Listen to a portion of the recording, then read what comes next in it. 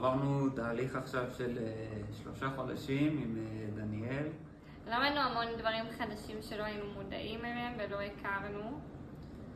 אני באופן אישי פחות הייתי מעורב בענייני כלכלת הבית, כאילו הייתי הולך לעבודה וחוזר, וכל מה שהיה קשור להתנהלות מבחינת תוצאות והכנסות, משהו שלא כל כך אני הייתי מודע אליו, צוף ניהלה את זה לבד.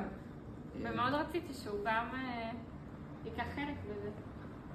בוא נגיד שנהייתי הרבה יותר מעורב, ואני מכיר עכשיו כאילו אחרי שהורדנו את הכל ממש לטבלאות, וזה נראה לי ככה מול העיניים בצורה ויזואלית, והיה לנו מטרה ככה בתחילת התהליך. דניאל שאל אותנו איזה מטרות אנחנו מציבים לעצמנו מבחינה כלכלית.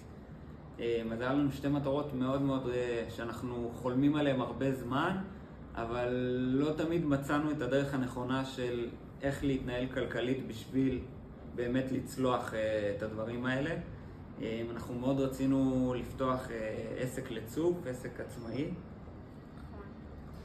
של חנות פרחים בתוך הבית בעצם, זו הייתה המטרה. ובנוסף לזה גם ירח דבש שעוד לא יצא לנו לעשות, מכל מיני סיבות.